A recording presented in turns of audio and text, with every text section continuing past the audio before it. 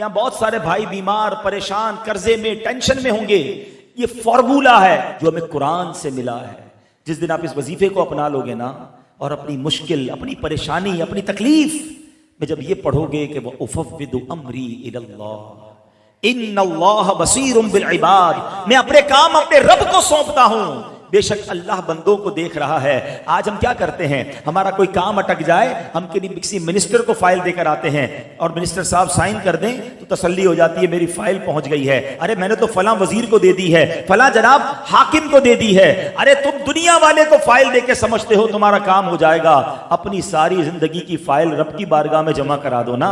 وَأُفَوِّضُ أَمْرِي إِلَى اللَّهِ، اے اللہ میں اپنے کام تجھے سونپتا ہوں، میں تھک گیا، میں پریشان، میں بیمار، اے اللہ میں قرضے سے نہیں نکل پا رہا، میرے روزگار کے مسائل ہیں، میرے گھر میں پرابلمز ہیں، اے اللہ میں دنیا میں کوششیں کر کے تھک گیا. اے مالک اب تیرے سپرد کرتا ہوں، اور تجھ سے بڑا خالق کون ہے؟ تیری حکمتوں کے انداز نرالے. وَأُفَوِّضُ أَمْرِي إِلَى اللَّهِ إِنَّ اللَّهَ بَصِيرٌ بِالْعِبَادِ. خدا کی قسم جب تکلیف میں دل کی گہرائیوں سے آپ یہ وظیفہ پڑھیں گے، یہ آیت پڑھیں گے، آپ کو ایک سکون سا محسوس ہوگا کہ میرے رب کریم کو اب کام میں نے دے دیے ہیں جو میری ماں سے زیادہ مجھے چاہنے والا ہے، اور وہ ضرور مجھ پر کرم کے دروازے کھولے گا. اللہ کریم قرآن مجید میں ارشاد فرماتا ہے، بسم اللہ الرحمن الرحیم، الذین یستمعون القول فیتبعون احسنہ اولئک الذین ہداہم اللہ واولئک ہم اولو الالباب. اب اس کا پہلے ترجمہ سنیں گے اور پھر اس کے بارے میں کچھ جانیں گے.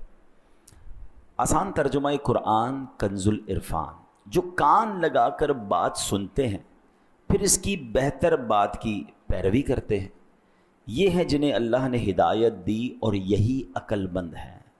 اس آیت کو انشاءاللہ ہم سمجھتے ہیں. یاد رہے کہ جمعہ ہفتے کے 7 دنوں میں سے سب سے اہم دن بھی ہے اور سب سے افضل دن بھی ہے. حدیث شریف میں اسے سید الایام فرمایا گیا. اسی دن حضرت آدم علیہ السلام کی ولادت ہوئی. جمعے کا دن تھا جب آپ جنت سے زمین پر تشریف لائے. جمعے میں ایک ایسی گھڑی ہے کہ اس میں دعا کی جائے گی، وہ قبول ہوگی جب تک حرام کا سوال نہ کرے. اسی دن قیامت قائم ہوگی. اسی دن فرعون غرق ہوا اور بنی اسرائیل کو اس سرکش سے نجات ملی. اسی دن حضرت یونس علیہ السلام کو مچھلی کے پیٹ سے رہائی عطا ہوئی، اور اسی دن حضرت یوسف علیہ السلام کو قید خانے سے نجات ملی. اب غور کریں کہ کتنے امپورٹنٹ واقعات جو ہیں وہ قرآن پاک میں موجود ہیں، اور وہ جمعہ کے دن ہوئے ہیں. جمعہ المبارک خاص الخاص دن ہے، اسے مسکینوں کا حج قرار دیا گیا ہے. اچھا، پھر ہم جمعے کو نماز کے لیے آتے ہیں تو اس میں ہمیں خطبہ سننے کو موقع ملتا ہے. اب خطبہ جو ہے نارملی کچھ لوگ تو چپ چاپ ہی سن لیتے ہیں، پتہ ہی نہیں ہوتا عربی میں امام صاحب نے کیا بیان کیا ہے. حالانکہ اس کے اندر بہت سارے میسیجز ہوتے ہیں، بہت ساری ہدایت کی باتیں ہوتی ہیں. اور سبحان اللہ، اللہ کرے کہ ہم اس خطبے کو سمجھ لیں تو ہر بار اپنے علم دین کو انہینس بھی کریں، بڑھائیں بھی، نصیحت کی باتیں بھی دل پر اثر کرنا شروع ہو جائے، اور اللہ کرے کہ ہم عمل کرنے والے بھی بن جائیں. اب جو میں نے آیت قرآنی تلاوت کی ہے، ایکچولی یہ خطبے اور بیان اور دین کی اہم باتوں کو سننے سے متعلق ہے. آج جو ہم نے آیت چوز کی ہے، اب دوبارہ سنیے گا، الذین یستمعون القول، یعنی جو کان لگا کر بات سنتے ہیں. ایک ہوتا ہے سننا، اس کے لیے عربی میں لفظ سمعن استعمال ہوتا ہے. ایک ہوتا ہے خوب توجہ کے ساتھ بغور سننا. ایک نارمل سننا ہے نا، اس کے لیے تو سماع ہم کہتے ہیں. لیکن اگر غور سے سننے کی بات کی جائے تو اسے اردو میں ہمتن گوش ہونا، یعنی ہر طرف سے دھیان ہٹا کر پوری توجہ سے سننا کہتے ہیں. اسے عربی میں استماع کہا جاتا ہے. نارمل سننا، سماعت جس کو ہم کہتے ہیں، اور استماع کہا جاتا ہے بہت غور سے فوکس ہو کر سننا. اب قرآن میں کیا ذکر ہوا؟ الذین یستمعون القول، یعنی جو کان لگا کر بات سنتے ہیں. جب اللہ رسول کا ذکر ہو، جب نصیحت کی بات ہو تو وہ کان لگا کر سنتے ہیں. اب آگے کیا فرمایا؟ فیتبعون احسنہ، جو لوگ یہ کرتے ہیں، بزرگوں کی باتیں، علماء کرام کے ارشادات، قرآنی آیات، احادیث غور سے سنتے ہیں، فرمایا پھر اس کی بہتر بات کی پیروی کرتے ہیں. یعنی سن کر صرف انسنی نہیں کر دیتے، ادھر سے سنا ادھر سے نکال دیا، سنا فالو کرنا شروع کر دیا. پھر آگے قرآن کیا کہتا ہے؟ اولئک الذین ہداہم اللہ واولئک ہم اولو الالباب، یہ ہیں جنہیں اللہ نے ہدایت دی ہے اور یہی عقل مند ہیں۔ تو ماشاءاللہ آپ جمعے کے بیان میں آتے ہیں یا کبھی بھی علماء کرام کے بیانات ہوں، جہاں قرآن کی بات ہو، حدیث کی بات ہو، فوکس ہو کر سننا ہے اور کوشش کرنی ہے کہ اس پر عمل بھی کریں، کیونکہ ایسے لوگوں کو قرآن کہتا ہے کہ ان کو ہدایت ملتی ہے اور یہی عقل مند لوگ ہیں۔ تو اب جو کفار ہوتے تھے نا، وہ کیا کرتے تھے؟ وہ بھی اللہ رسول کی جب باتیں ہوتی تھیں تو آتے تھے، منافقین ہوتے تھے بعض، وہ انسنی کرتے تھے، اس کو مذاق میں اڑاتے تھے، اس کو فوکس نہیں کرتے تھے۔ قرآن کہتا ہے ما یأتیہم من ذکر من ربہم محدث الا استمعوہ وہم یلعبون، جب ان کے پاس ان کے رب کی طرف سے کوئی نصیحت آتی ہے تو اسے کھیلتے ہوئے سنتے ہیں۔ اب آج بھی کیا ہوتا ہے، بیان ہو رہا ہے، لوگ موبائل میں لگے ہوئے ہیں، کچھ لوگ قالین سے کھیلتے رہیں گے، چٹائیاں مسجد میں ہو تو چٹائیوں کے دھاگے نکالتے رہیں گے، یعنی اللہ رسول کی بات سننے آئے اور ٹائم اپنا یا تو گفتگو کرتے رہیں گے۔ تو یہ بالکل درست نہیں ہے، اور یہ کفار کی اور منافقین کی نشانی قرآن میں بیان ہوئی ہے۔ تو اللہ کرے کہ ہم ایمان والوں کا جو وصف ہے اس کو اپنائیں کہ جب بھی اللہ رسول کی بات ہو، قرآن و حدیث کی بات ہو تو فوکس ہو کر سنیں۔ اچھا، اب صحابہ کرام علیہ رضوان نبی پاک علیہ السلام کا خطبہ، نبی پاک کا بیان کیسے سنتے تھے کہ روایت میں ہے کہ اذا تکلم اطرق جلساؤہ کانما علی رؤوسہم الطیر، یعنی جب سرکار دو عالم صلی اللہ تعالیٰ علیہ وسلم کلام فرماتے تو صحابہ کرام گردنیں جھکا کر خاموش بیٹھ جاتے، حالت یہ ہوتی گویا ان کے سروں پر پرندے بیٹھے ہوئے ہیں۔ اب آپ سمجھتے پرندہ ذرا سی حرکت سے اڑ جاتا ہے، آپ اپنے ہاتھ پہ بھی کبھی ابل تو بیٹھتا نہیں، بیٹھ جائے تو ذرا سا ہاتھ لے گا وہ اڑ جائے گا، ذرا سی آہٹ ہوگی تو اڑ جائے گا۔ یعنی صحابہ سرکار دو عالم علیہ الصلوۃ والسلام جب بیان فرماتے تو وہ اتنی توجہ کے ساتھ، اتنا فوکس ہو کر بیٹھتے تھے کہ اگر پرندہ بھی سر پر بیٹھ جائے تو وہ بھی اڑے نہ، اس کو بھی لگے کہ کوئی آبجیکٹ ایسا ہے جو ہلنے والا نہیں ہے۔ تو یہ انداز تھا نبی پاک علیہ الصلوۃ والسلام کا، صحابہ کس طرح خطبہ سنتے تھے، سبحان اللہ، اور پیارے آقا کی بات پر عمل کیسے کرتے تھے۔ ایک بار نبی پاک علیہ الصلوۃ والسلام خطبہ ارشاد فرما رہے تھے اور آپ نے فرمایا اجلسو، بیٹھ جاؤ۔ اللہ کریم نے نبی پاک کی آواز کو ایک اور کمال یہ عطا فرمایا تھا، یہ بھی معجزہ ہے صلی اللہ تعالیٰ علیہ وسلم، کہ آج مائک لگانے کی ضرورت پڑتی ہے نا پیچھے آواز پہنچانے کے لیے، اس زمانے میں تو مائک نہیں تھا۔ تو سبحان اللہ، مسجد نبوی میں جتنے لوگ ہوتے تھے سب کو ویسے ہی آواز سنائی دیتی تھی جیسے قریب والے کو سنائی دیتی تھی۔ اچھا، صرف مسجد نبوی میں نہیں، چلیں آپ ہو سکتا ہے کہیں کہ جناب اس زمانے میں تو چند لوگ ہوتے تھے، حجۃ الوداع کے موقع پر، جب حجۃ الوداع کے موقع پر عرفات کے میدان میں 1,24,000 صحابہ موجود تھے، تب بھی نبی پاک نے جو خطبہ دیا سب کو پراپر اور یکساں آواز پہنچ رہی تھی۔ کلام مصطفیٰ صلی اللہ تعالیٰ علیہ وسلم کا یہ معجزہ۔ تو ایک بار نبی پاک نے خطبے میں فرمایا اجلسو، بیٹھ جاؤ، تو حضرت عبداللہ ابن مسعود جو ابھی مسجد میں داخل ہی ہوئے تھے، جیسے نبی پاک کا جملہ سنا وہیں بیٹھ گئے۔ سبحان اللہ، یعنی فوراً سنتے بھی تھے اور اس پر عمل بھی کرتے تھے۔ ہم میں سے بہت سارے ایسے لوگ یہاں ہیں جو شاید ہر جمعے آتے ہیں اور ہر جمعے ہی بیان سنتے ہیں، کوشش بھی کیا کریں کہ توجہ سے سنا کریں، لیکن اس پر کچھ نہ کچھ عمل بھی شروع کر دیں۔ تو انشاءاللہ یہ جو قرآن کی آیت میں انعام اعلان ہوا ہے نا، کہ وہ لوگ سنتے بھی ہیں کان لگا کر، عمل بھی کرتے ہیں، اور یہی وہ لوگ ہیں جو ہدایت والے ہیں اور عقل مند ہیں۔ تو اللہ کرے کہ ہم ان لوگوں میں شامل ہو جائیں۔ اچھا، اب ہم جمعے کے خطبے کو اسپیشلی تھوڑا سا ڈسکس کرتے ہیں۔ ایک بڑی پیاری حدیث ہے، حضرت ابو ہریرہ رضی اللہ تعالیٰ عنہ اس کے راوی ہیں۔ سرکار دو عالم علیہ الصلوۃ والسلام نے فرمایا اذا کان یوم الجمعۃ فاغتسل الرجل، فرمایا جب جمعے کا دن ہو تو بندہ غسل کرے، وغسل رأسہ، اپنے سر کو دھوئے، پھر فرمایا ثم تطیب من اطیب طیبہ، پھر بہترین خوشبو لگائے، یعنی جو اس کے پاس خوشبو ہے اس میں سے بہترین خوشبو لگائے، پھر فرمایا ولبس من صالح ثیابہ، اور پھر فرمایا اچھے کپڑے پہنے، ثم خرج الی الصلاۃ، پھر نماز جمعہ کے لیے وہ نکلے گھر سے، حاضر ہو جائے، سبحان اللہ، اور پھر فرمایا ولم یفرق بین اثنین، دو بندوں کے درمیان سے نہ گزرے۔ اب اس میں بھی ایک چیز کیا ہوتی ہے کہ بعض اوقات نمازی بیٹھے ہوتے ہیں، لوگ گزر کر بیچ سے کاندھے ٹاپ کر آ رہے ہوتے ہیں، یہ نہ کیا کریں، کیونکہ آپ بہت سارے لوگوں کو ڈسٹرب کر رہے ہوتے ہیں. اور حدیث میں بھی یہ ذکر آیا کہ دو بندوں کے درمیان سے نہ گزرے. جدھر جگہ ملتی ہے بیٹھ جائے. وہ الگ بات ہے جب نماز کا وقت شروع ہوگا تو صفیں درست ہو جائیں گی, لیکن بعض لوگ سب کو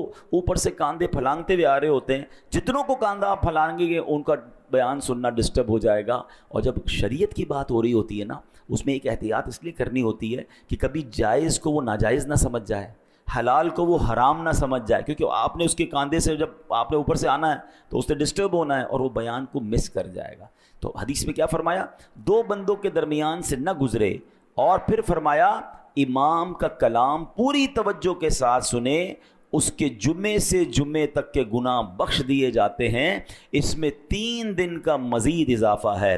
غفر لہ من الجمعۃ الی الجمعہ وزیادۃ 3 ایام, یعنی گویا تقریباً 10 دن کے گناہ معاف ہو جاتے ہیں اگر بندہ یہ عمل کر لے. میں پھر ریپیٹ کر دیتا ہوں, کرنا کیا ہے, جمعے کے دن غسل کرنا ہے, بہترین خوشبو لگائیں, اچھے کپڑے پہنیں, پوری توجہ کے ساتھ نماز جمعہ کے لیے جب آئیں تو دو بندوں کے درمیان سے نہ گزریں. پھر فرمایا پوری توجہ کے ساتھ امام کا بیان خطبہ سنیں, اور پھر کیا ہوگا انشاءاللہ تقریباً 10 دن کے گناہ جو ہے وہ معاف کر دیے جائیں گے.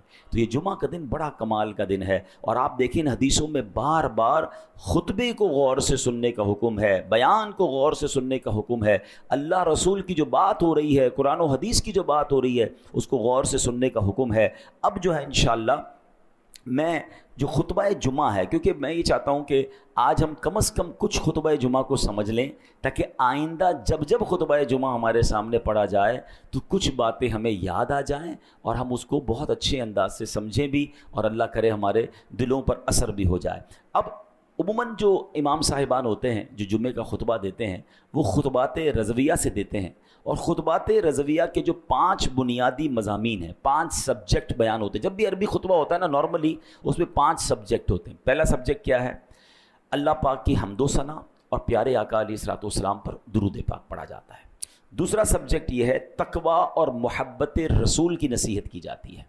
تیسرا مکافات عمل, یعنی جیسا کرو گے ویسی بھرو گے, اس کا بیان کیا جاتا ہے. چوتھے نمبر پر خلفائے راشدین, صحابہ, اہل بیت کا ذکر خیر ہوتا ہے, ان کے لیے رحمت کی دعائیں ہوتی ہیں. اور 5واں ایک بڑی نصیحت بھری آیت کریمہ بھی ہمیں سنائی جاتی ہے. اب ان 5 سبجیکٹ کو میں انشاءاللہ ایک ایک کر کے بیان کرتا ہوں, آپ ذرا غور سے سنتے جائیں, آپ کو انشاءاللہ بہت کچھ اس میں سمجھ بھی آئے گا, اور اللہ کرے گا آئندہ بھی آپ اگر اس کو فوکس رکھیں گے تو آپ انشاءاللہ جمعے کے خطبے کو انجوائے بھی کریں گے, اور اللہ نے چاہا انڈرسٹینڈ بھی کریں گے. ابتدا کیسے ہوتی ہے جمعے کی خطبے کی, الحمدللہ الذی فضل سیدنا و مولانا محمدا صلی اللہ تعالی علیہ وسلم علی العالمین جمیعا. یہ سنتے ہیں نا, ترجمہ کیا ہے, سب خوبیاں اللہ کو جس نے ہمارے سردار اور ہمارے مالک و مولا سرکار دو عالم علیہ الصلوۃ والسلام کو تمام جہانوں پر فضیلت بخشی ہے. یعنی اللہ کی حمد ہو رہی ہے, نبی پاک پر گویا درود بھیجا جا رہا ہے. اب اس کا کتنا پیارا انداز ہے کہ اللہ پاک کی حمد و ثنا بیان کی گئی ہے. یہ اعلیٰ حضرت امام اہل سنت کا نرالا اسلوب ہے جو آپ نے قرآن کریم سے سیکھا ہے. قرآن کریم میں اللہ پاک نے اپنا تعارف کیسے کروایا, فرمایا هو الذی ارسل رسولہ, وہی ہے جس نے اپنے رسول کو بھیجا. سبحان اللہ, تعارف کس کا کروانا ہے, اللہ پاک کا. فرمایا گیا اللہ وہ ہے جس نے رسول ذیشان, رسول اکرم نبی محتشم صلی اللہ تعالیٰ علیہ وسلم کو رحمت کل جہاں بنا کر بھیجا. سبحان اللہ, یہی حمد کا انداز اعلیٰ حضرت نے استعمال کیا. الحمدللہ الذی فضل سیدنا و مولانا محمدن, یعنی تمام تعریفیں اس اللہ کو جس نے فضیلت بخشی ہمارے سردار اور ہمارے آقا جناب رسول اللہ صلی اللہ علیہ وسلم کو تمام عالم پر. سبحان اللہ, یعنی یہاں ایک اور عشق والی بات بھی سمجھ آ رہی ہے کہ رب اپنا تعارف بھی کیسے کروا رہا ہے. میں وہ اللہ ہوں جس نے زمین و آسمان بنائے, نہیں, میں وہ اللہ ہوں جس نے سارے جہان کو بنایا. اس آیت میں کیا فرمایا, هو الذی ارسل رسولہ, رب وہ ہے جس نے نبی پاک کو اپنا رسول بنا کر بھیجا ہے. محبوب و محب کا پیار نظر آ رہا. اعلیٰ حضرت نے یہی بات شعر میں بھی لکھی, وہی رب ہے جس نے تجھ کو ہم تن کرم بنایا, ہمیں بھیک مانگنے کو تیرا آستاں بتایا, تجھے حمد ہے خدایا, تجھے حمد ہے خدایا. اچھا, اب خطبہ آگے چلتا ہے. خطبے میں کلمہ شہادت آتا ہے, واشهد ان لا الہ الا اللہ وحدہ لا شریک لہ واشهد ان سیدنا و مولانا محمدا عبدہ ورسولہ صلی اللہ تعالی علیہ وآلہ وصحبہ اجمعین۔ اب اس کا ترجمہ کیا ہے؟ میں گواہی دیتا ہوں کہ بے شک اللہ پاک کے سوا کوئی عبادت کے لائق نہیں، وہ اکیلا ہے، اس کا کوئی شریک نہیں، اور میں گواہی دیتا ہوں کہ بے شک ہمارے سردار اور ہمارے آقا محمد صلی اللہ تعالیٰ علیہ وسلم اللہ کے بندے اور اس کے رسول ہیں۔ ان پر، ان کے جملہ آل و اصحاب پر اللہ پاک درود و برکت اور سلام نازل فرمائے۔ اس کے بعد تقویٰ کی نصیحت شروع ہوتی ہے۔ نصیحت کیسے ہوتی ہے؟ فَيَا أَيُّهَا الْمُؤْمِنُونَ، اے ایمان والو، رحمنا و رحمکم اللہ، ہم پر اور تم پر اللہ پاک رحم فرمائے۔ اوصیکم و نفسی بتقوی اللہ عز و جل فی السر والاعلان، میں تمہیں اور اپنے آپ کو تنہائی میں اور لوگوں کے سامنے ہر جگہ اللہ پاک سے ڈرنے کی وصیت کرتا ہوں۔ تقویٰ کہتے ہیں اس کو ہیں، اکیلے میں بھی اللہ سے ڈرنا، فی السر والاعلان، لوگوں میں بھی اللہ سے ڈرنا ہے اور اکیلے میں بھی اللہ سے ڈرنا ہے۔ یاد رکھیے ایسی نصیحت ہے کہ ایک مرتبہ کسی مرید نے اپنے پیر صاحب کی خدمت میں عرض کی کہ عالی جاں مجھے نصیحت کیجئے۔ پیر صاحب نے کہا کہ میں اللہ پاک کی وہ نصیحت کرتا ہوں جو اللہ پاک نے اگلے پچھلے تمام انسانوں کو کی ہے، یعنی قرآنی نصیحت فرمائی۔ اور قرآن کیا کہتا ہے؟ وَلَقَدْ وَصَّيْنَا الَّذِينَ أُوتُوا الْكِتَابَ مِن قَبْلِكُمْ وَإِيَّاكُمْ أَنِ اتَّقُوا اللَّهَ، اللہ نے کیا فرمایا؟ بے شک ہم نے ان لوگوں کو جنہیں تم سے پہلے کتاب دی گئی اور تمہیں بھی تاکید فرما دی ہے کہ اللہ سے ڈرتے رہو۔ اللہ نے پچھلوں کو بھی نصیحت فرمائی، آج کے لوگوں کو بھی نصیحت فرما دی، اور وہ کیا ہے؟ اللہ سے ڈرتے رہو۔ تو پتہ یہ چلا کہ اللہ کریم خود فرما رہا ہے، مہربان ہے، رحم والا ہے، اپنے بندوں کو تقویٰ کی نصیحت فرما رہا ہے کہ اے بندو اللہ سے ڈرتے رہو۔ اچھا مومنین کو تو الگ سے سمجھایا ہے نا قرآن میں، یا ایھا الذین آمنوا اتقوا اللہ حق تقاتہ، اے ایمان والو اللہ سے ڈرو جیسا ڈرنے کا حق ہے۔ آج کل کچھ لوگ بڑے بے باک ہو گئے ہیں، اللہ بڑا کریم ہے، اللہ بڑا رحمان ہے، اللہ بڑا رحیم ہے، وہ معاف کرنے والا ہے۔ یقیناً وہ معاف کرنے والا ہے، مگر وہی معاف کرنے والا ہی تو کہہ رہا ہے مجھ سے ڈرو۔ یہ ڈر کیوں نکالا جا رہا ہے؟ اللہ سے ڈرنے کا مطلب یہ ہے کہ بندہ اللہ کی نافرمانی نہ کرے۔ یقیناً وہ میری ماں سے زیادہ مجھے چاہنے والا ہے۔ اچھا اس کو اگر ادر وے اراؤنڈ کر لیں کہ جس سے پیار ہوتا ہے، جس سے محبت ہوتی ہے، جو محسن ہوتا ہے، کیا اس کی نافرمانی کی جاتی ہے؟ بندہ کیا چاہتا ہے کہ یار مجھے اس سے اتنا پیار ہے کہ میں اسے ناراض نہیں کر سکتا، تو چلو بہت اچھی بات ہے، اللہ سے محبت میں گناہ نہ کیجئے، اللہ سے محبت میں اللہ کی نافرمانی نہ کیجئے۔ تو بہرحال تقویٰ جو ہے یہ بڑی کمال کی چیز ہے، اللہ مجھے بھی نصیب فرمائے، آپ کو بھی نصیب فرمائے۔ معلوم یہ ہوتا ہے کہ اللہ پاک کے ہاں بندے کی خوبیوں میں سب سے اعلیٰ درجے کی جو خوبی ہے وہ تقویٰ ہے۔ متقین جو ہیں اس کے فضائل قرآن میں بیان ہوئے۔ اچھا پھر آگے خطبے میں ہم کیا سنتے ہیں؟ اور مزین کرو اپنے دلوں کو اس نبی پاک علیہ الصلوۃ والسلام کی محبت سے، آپ پر اور آپ علیہ الصلوۃ والسلام کی آل پر افضل درود اور سلام۔ اب یہ مزین روشن کرنے کی بات ہو رہی ہے کہ اپنے دل کو روشن کیجئے اللہ رسول کی محبت سے، اس حبیب علیہ الصلوۃ والسلام کی محبت سے، کیونکہ آگے خطبے میں ایک جملہ سنتے ہیں جو بڑا امپورٹنٹ ہے، فَإِنَّ الْحُبَّ هُوَ الْإِيمَانُ كُلُّهُ الا لا ایمان لمن لا محبت لا۔ یاد آ رہا ہے؟ یہ جملے سنتے ہیں ہم خطبے میں، مگر معنی آج پتہ چل جائے گا تو انشاءاللہ اور اچھے انداز سے سنیں گے۔ اب اس کے معنی کیا ہے؟ بے شک محبت ہی پورا ایمان ہے، خبردار جسے آپ سے محبت نہیں اس کے لیے ایمان نہیں ہے۔ جس کے دل میں نبی پاک سے محبت نہیں اس کا ایمان کمپلیٹ نہیں ہے۔ یعنی یاد رکھیے محمد کی محبت دین حق کی شرط اول ہے، اسی میں ہو اگر خامی تو سب کچھ نامکمل ہے۔ محمد کی محبت ہے سند آزاد ہونے کی، خدا کے دامنے توحید میں آباد ہونے کی۔ یہ جمعے کے خطبے میں بار بار ریمائنڈ کروایا جاتا ہے، سن لو اس کا ایمان نہیں جس کے دل میں نبی پاک سے محبت نہیں۔ ایک بار نبی پاک علیہ الصلوۃ والسلام نے حضرت عمر رضی اللہ عنہ کا ہاتھ پکڑا ہوا تھا۔ فاروق اعظم نے عرض کی لَأَنْتَ أَحَبُّ إِلَيَّ مِنْ كُلِّ شَيْءٍ إِلَّا مِنْ نَفْسِي، یا رسول اللہ صلی اللہ تعالی علیہ وسلم آپ مجھے میری جان کے علاوہ ہر چیز سے زیادہ محبوب ہیں۔ نبی پاک علیہ الصلوۃ والسلام نے فرمایا لا والذی نفسی بیدیہ حتی اکون احب الیک من نفسک، نہیں عمر، رب کریم کی قسم جس کے قبضہ قدرت میں میری جان ہے، تمہاری محبت اس وقت تک کامل نہیں ہوگی جب تک میں تمہارے نزدیک تمہاری جان سے بھی زیادہ محبوب نہ ہو جاؤں۔ پھر حضرت عمر نے فوراً کیا کہا، واللہ لانت احب الی من نفسی، یا رسول اللہ صلی اللہ علیہ وسلم، اللہ کی قسم آپ مجھے میری جان سے بھی زیادہ محبوب ہیں۔ اسی سن کر نبی پاک علیہ الصلوۃ والسلام نے پھر فرمایا، الآن یا عمر، یعنی اے عمر تمہاری محبت کامل ہو گئی ہے، اب ایمان کمپلیٹ ہوا ہے۔ کسی کی دل میں اگر محبت نہیں ہے تو وہ کامل مومن نہیں۔ تو محبت تو ہر مسلمان کو ہے، نہیں، محبت کرنی کتنی ہے یہ سمجھنا ضروری ہے۔ محبت کے بغیر تو میں کلمہ ہی میرا کمپلیٹ نہیں ہوگا، لیکن دا لیول آف محبت، لیول آف افیکشن ریکوائرڈ کیا ہے کہ خود نبی پاک علیہ الصلوۃ والسلام فرماتے ہیں تم میں سے کوئی اس وقت تک کامل مومن نہیں ہو سکتا جب تک میں اس کے نزدیک، اس کے والد، اس کی اولاد اور تمام لوگوں سے زیادہ محبوب نہ ہو جاؤں۔ اب یہ میں نے اور آپ نے چیک کرنا ہے کہ کیا واقعی ایسی محبت ہے ہمیں رسول پاک علیہ الصلوۃ والسلام سے؟ ہم دعوتوں کو بہت اچھا نعرہ بھی لگاتے ہیں، غلامی رسول میں موت بھی قبول ہے، نہ ہو جو عشق مصطفیٰ تو زندگی فضول ہے، مگر یہ نعرے کی حد تک تو ہے، مگر کیا عمل بھی ایسا ہے کہ ہم زندگی ایسے گزاریں کہ میرے نبی ناراض نہ ہو جائیں، ان کی سنتوں پر عمل ہو، انہوں نے جن چیزوں سے منع کیا میں اس سے بچوں؟ پھر محبت ہے نا، نظر تو آئے نا محبت، صرف نعرے کی حد تک تو نہیں ہوتی۔